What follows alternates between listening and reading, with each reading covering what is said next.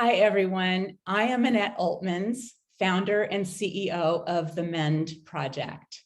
Thank you for joining us for this month's training intensive, Mending Teen Voices, a look at teen relationship violence. As many of you know, on the third Tuesday of every month, we host a free 1-hour training intensive where we take a deeper look into a single subject related to abuse, double abuse, or how we can respond compassionately and effectively. Our past intensives have been recorded for you to view on our Facebook page or through our YouTube channel. So I encourage you to take a look because there's a vast array of subject matter. To stay informed about upcoming events or training programs, please subscribe on our website or follow us on social media. We'd also love to hear your requests and ideas for future trainings. So if there's a subject that you'd really like to know more about, send us an email and we will consider creating a training around that subject.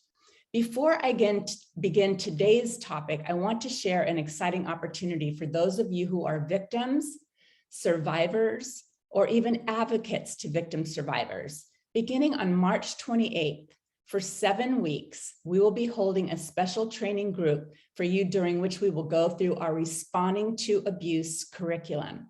This 7-week interactive online course will teach you all about emotional abuse, what it is, how to identify it, what makes up an abusive mindset, trauma, double abuse, and many other related topics that will help you really ground you with clarity, hope, and healing. Please visit our website and sign up to receive more information about the training and the curriculum. This will ensure you get notice when registration opens. And I just want to let you know that each week it requires about 20 to 30 minutes of online reading and then a 1-hour live session with me where you can ask questions and it's interactive, and you can either choose to stay off camera or you can participate and be on camera. It's up to your comfort level. Today we are talking about the very important issue of how relationship violence is affecting our teens.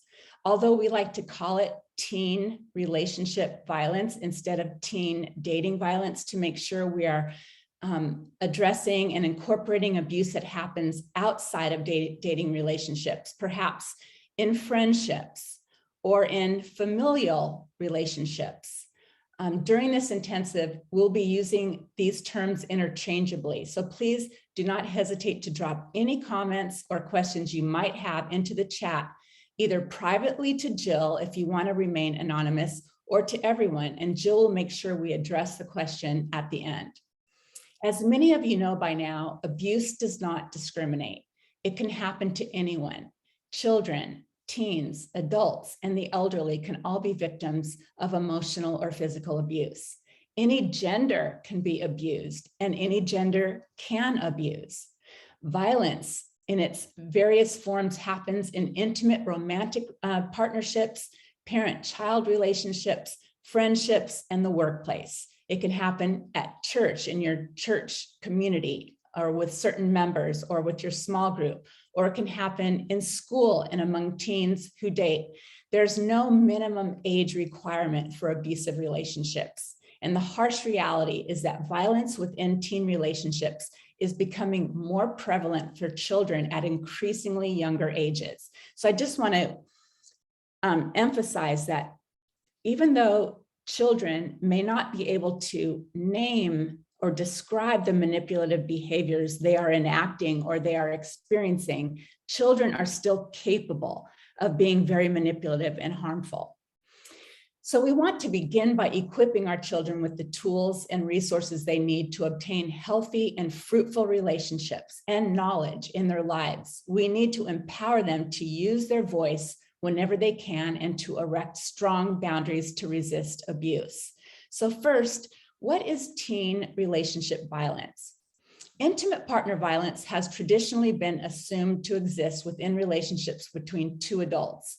It's important for you to realize that teen dating violence is a type of intimate partner violence which occurs between two people who are in a close relationship. Teen dating violence includes one or more of 4 forms of violence: physical, sexual, psychological aggression, and stalking. And I'm going to actually add one more and say coercive control. The Centers for Disease Control defines the various forms of abuse as follows. Physical violence occurs when a person hurts or tries to hurt a partner by hitting, kicking, or using any type of physical force. Sexual violence, well, I want to just add one thing to that. It's also intimidating the other into feeling as though there may be physical violence. Then sexual violence is when one forces or attempts to force a partner to take part in a sex act, sexual touching, or a non-physical sexual event such as sexting, when their partner does not or cannot consent.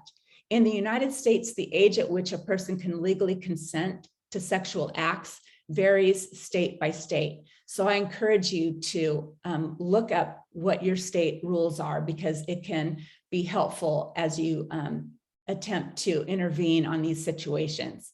Psychological aggression as a form of teen relationship violence is the use of verbal or nonverbal communication with the intent to harm another person mentally or emotionally and or exert control over another person. Some studies show that the rates of this form of abuse are far higher than physical violence for youth. Studies have found that as many as 76% of teens report emotional and psychological abuse during relationships, and that is a shocking number. The 4th form, stalking, is a pattern of repeated unwanted attention and contact by another person that causes fear or concern for one's own safety or the safety of someone close to them. This type of violence can take place in person or electronically, such as repeated texting or posting sexual pictures of a partner online without consent, or posting anything about that person. Stalking happens by romantic partners, bullies at school, or even friends when they get upset. It's a form of retaliation. As adults, we have learned that unhealthy relationships can start early in life, and some may last a lifetime. We can look back at our friendships and romantic relationships, and on reflection, see how unhealthy some of them were. But when you are young and within the relationship, it's not always so easy to identify the unhealthy behaviors. Today, our youth are also receiving many harmful messages through the internet, social media, the world of entertainment, news, literature, which tell them that some behaviors like teasing, name calling, and even sexting are normal parts of a relationship which everyone simply endures. Yet these behaviors can easily become abusive and eventually develop into serious forms of violence. It's important that we don't turn off our internal filter against these dangers. When children are taught and accept as true that these forms of unhealthy behaviors and violence are normal, they don't develop the awareness, or they actually turn off that internal security alert warning them that their relationship is harmful and becoming emotionally or physically violent. Another important thing to share is that most of the studies we have read state that teens are unlikely to and usually don't report unhealthy behaviors because they are afraid to tell family and friends. For example, when a boyfriend or girlfriend asks to see their partner's phone and tells their partner who they can and cannot call or communicate with on their phone, etc. This makes sense in a culture that teaches them these things are normal. It often is misperceived as attractive jealousy when it's really harmful. This makes sense. The social lesson they are hearing instructs them to turn off that internal filter, which is making them feel uncomfortable with any of these forms of violence. So actually, media is desensitizing them to their gut check that something is wrong. They become numb to it and eventually don't recognize that gut instinct as helpful. This opens the door to violence within the relationship long term. And this is the opposite of what we want to teach our children. Each of us, including kids, needs to nurture our healthy instinct, not shut it down. We need to empower our children to find their voices so that they become really in tune with their gut and feel permission to speak it. One of the most important things victims of domestic violence learn during their healing journey is that they can trust themselves. They learn to listen to and know what their gut says and trust their instinct again, to reconnect with that healthy feeling that something isn't right, might be dangerous, or tells them it's time to set a firm boundary or to walk away. And these are difficult things for children to do. So when our teens believe they shouldn't rely on something they instinctively feel is wrong or have learned from adults in their life is wrong because adverse societal or peer messaging tells them it's normal, they are being set up to withstand and expect violence in relationships, whether that's emotional or physical. Please join us in saying no to this dangerous occurrence and partner with us as we try to raise people up into an awareness about all forms of abuse and helpful ways we can protect ourselves and each other from violent relationships. Children and teens need adult intervention. And so it's really critical that we have these open discussions with our children. So now let's take a look at the reasons we believe teen dating violence has increased so significantly over the past few years. Studies show that children are among the largest population of internet pornography users and addicts. This is probably because it is so easy to access, and many children lack the oversight from adult caretakers who are technologically savvy enough to block a child's access to porn. Pornography and similar media, social media, TV, and some literature are teaching children that violence within intimate relationships is normal. In fact, it is said that due to its critical influence, young people have come to expect violence in romantic relationships, paving the child's path to accept teen dating violence. Unfortunately, it's so prevalent that February has become Teen Dating Violence Month. While we celebrate our partnership with other organizations to increase awareness of this important issue for youth, we are saddened by the fact that we need to do it at all. Children should never have to experience relationship violence, let alone come to expect violence in the relationship.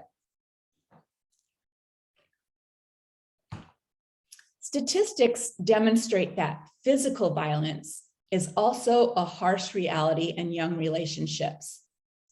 According to the Centers for Disease Control, 12% of high school females reported physical violence and approximately 16% reported sexual violence from a dating partner. More than 7% of high school males reported physical violence, and 5% of them report sexual violence from a dating partner in the same report. Of this age demographic, 26% of women and 15% of men experienced intimate partner violence for the first time before the age of 18. Teen dating violence among the LGBTQ and youth, or within the LGBTQ youth, is particularly alarming.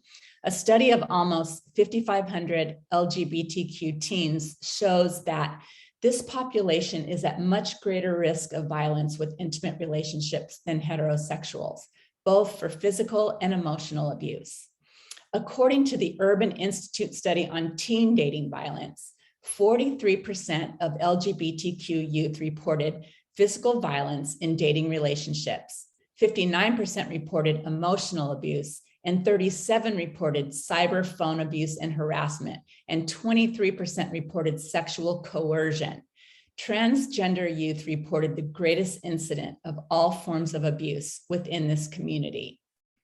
It's devastating to think that any of our children are learning to tolerate any form of violence. If you think about it, romance is often glamorized and ingrained in our view of society from a passionate and perfect love stories we absorb in books, movies, and on social media.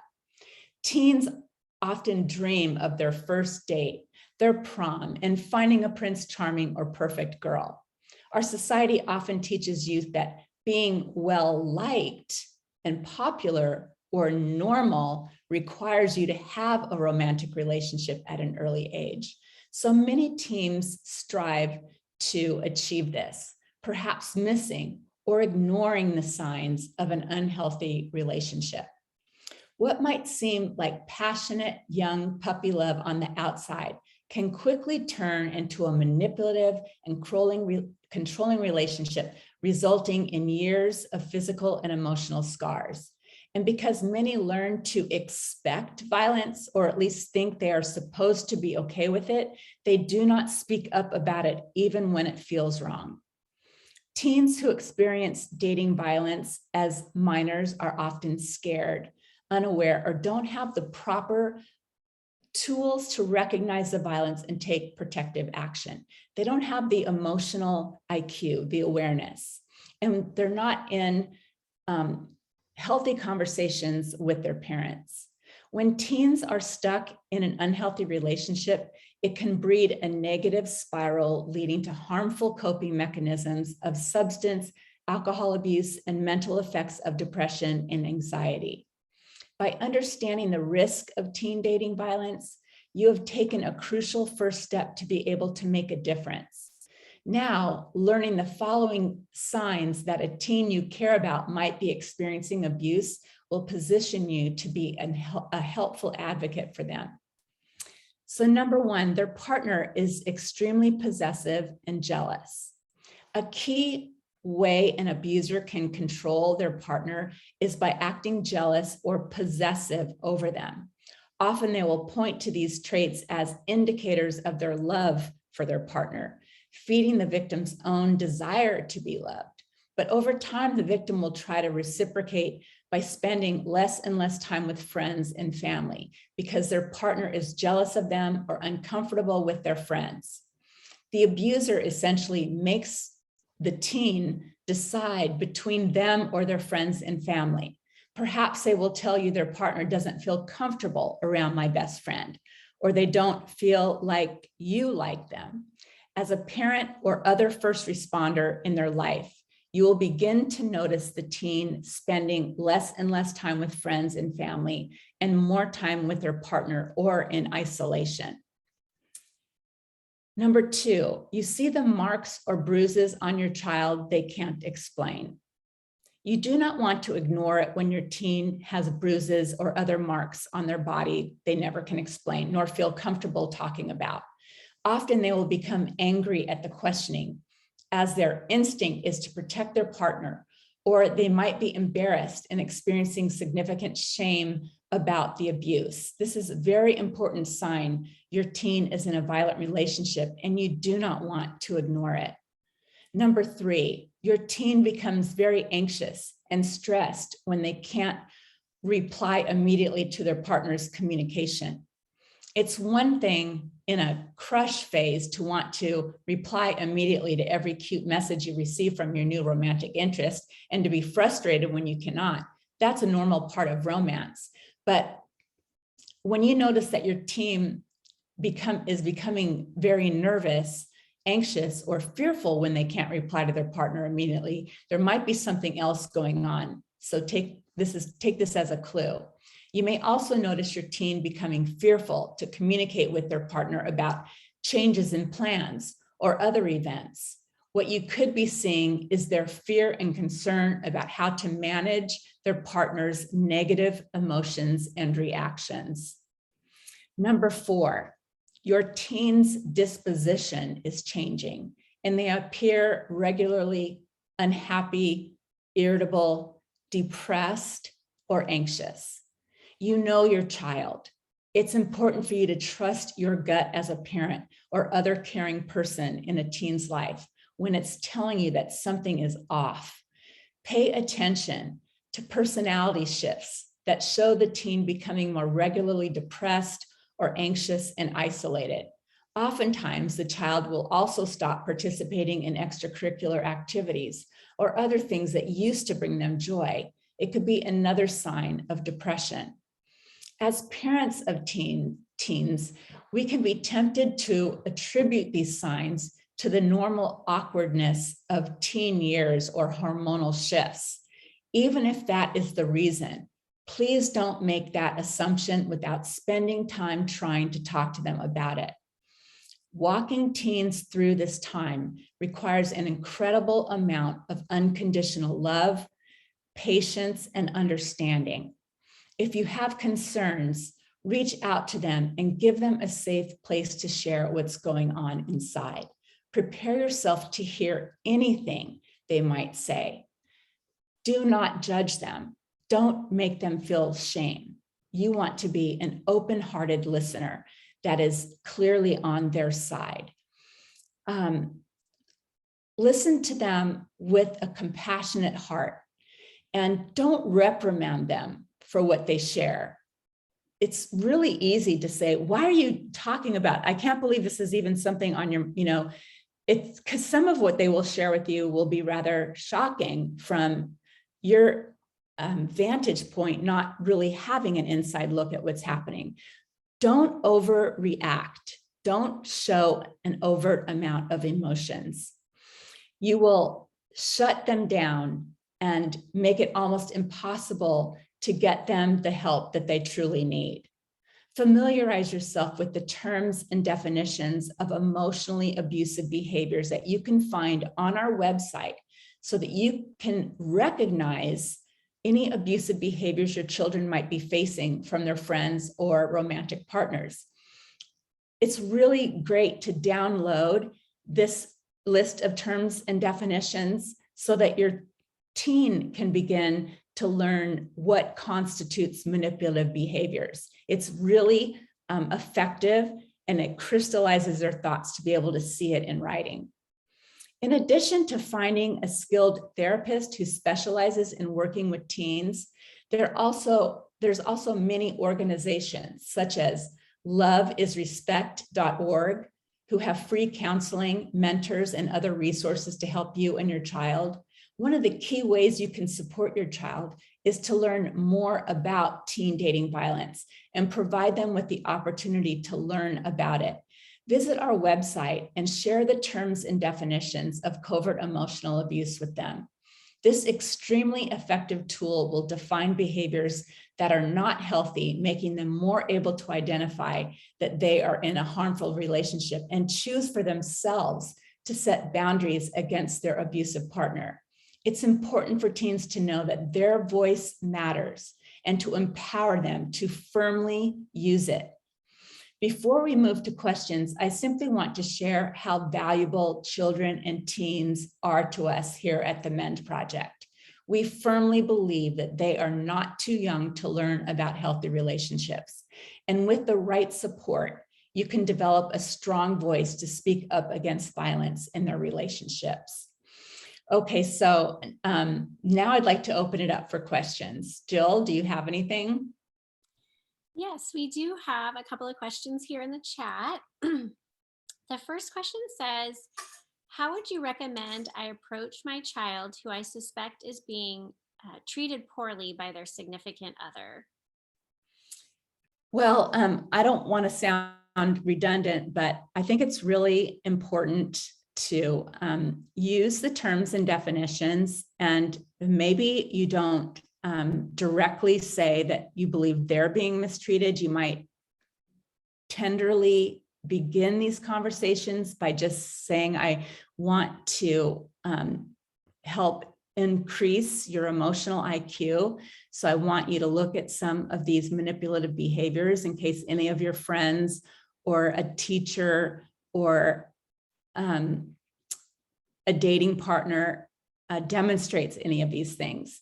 And as you start the dialogue and you don't interrogate them, but you just let them know that you're a safe place, that you're providing them education, and you are not judging them or shaming them or we like to say at the Men Project, don't over confront a victim and don't under inform.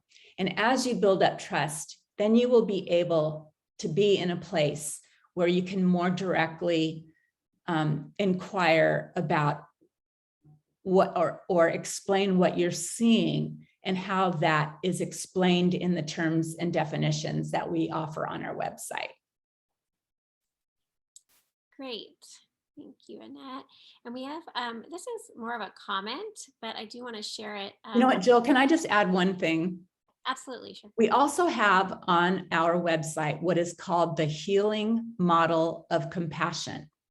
And this is a model that shows you how to interact with somebody who's going through a hard time. And it really gives you the parameters of best practices so that you don't spike their anxiety, you don't shame them, you don't over-interrogate them, you don't judge them, you don't criticize them, you don't ask them pointed or leading questions. It tells you exactly what to do. And if you follow that script, it's rather simple. You will create a safe environment where your child is more willing to communicate with you. Okay, great. Okay, so this comment, this reads, I notice when I ask my son anything about a girl he has been talking to frequently, or I even make a comment or an observation, he is really defensive and stands up for her. I can't seem to break through this barrier he throws up anytime I say something. I am at a loss, but I know he is struggling and I want to help him.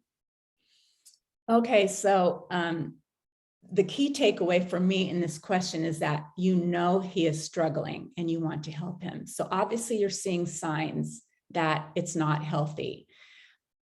A lot of people might disagree with this, but what I did with my son many years ago, he's an adult, married, happily married man now, but when he was in high school, he had a very domineering girlfriend.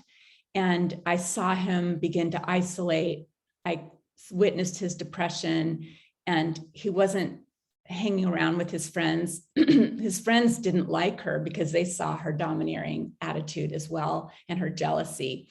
And so what I did was I downloaded a program that allowed me to read all of his messengers, I don't know, I forget what that time, I think it was Facebook messaging and emails and texting. And I just started printing out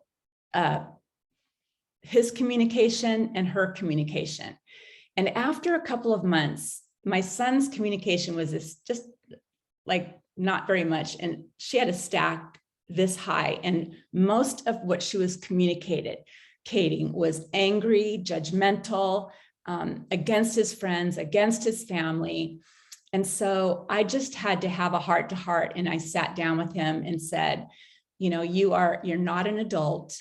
And because of that, I felt the right to view your communications. I've noticed that you're not happy, that you're depressed, you're not doing your normal activities, you're not yourself. And I wanted to understand why. And I just want to point out to you how aggressive and negative she is and how loving and kind you are.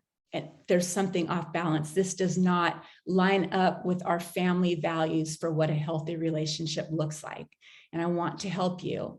I'm not here to judge you, and I'm not interested in snooping on everything in your life. I trust you. You're a good person, but I just knew you needed help. And I want you to really take some time and look at this, and let's start having some discussions about what you're feeling and what is happening. And I want you to feel safe to confide in me. And I just started pointing out how there were other peculiarities in the way that her parents were parenting her, basically not really supervising her, and just different different than how we operated in our household. And I'm not going to bore you with all the details, but trust me, it was very overtly a different set of values than what we carried. And so I just, without making her seem like a bad person, I just started demonstrating the differences. And he wasn't upset at me for, I'm sure he didn't like it, but he wasn't angry and he didn't feel violated that I had downloaded that information. I was there firmly to advocate for him and to love on him and to show the contrast in the way he was treating her and how she was treating him. That's Really my good. suggestion. Yeah, I'm glad you shared that. That's really good. And your son was really blessed to have that, have a parent who is really. I know some parents wouldn't agree with that, but I just knew I needed to intervene, and I couldn't put my finger on exactly what was going wrong at the time. And that is way before I started the Men Project, where I understood some of the signs. I just knew that he was depressed and that something was very different about the way each of them approached the relationship. Absolutely. And I think it absolutely relates to this comment, because sometimes, even as a teen, you might know that something's not right, but an adult who's maybe a little older, wiser, further ahead, and has seen a lot can speak into things the way that we can't necessarily put our finger on. So yeah, I think that's thank you for sharing that. I think it's really helpful. So that is it for questions and comments today. Okay. Well, thank you everyone for being here. Join us again next month and check out our YouTube channel for other intensives. We're always happy to hear from you. Thank you so much. Bye.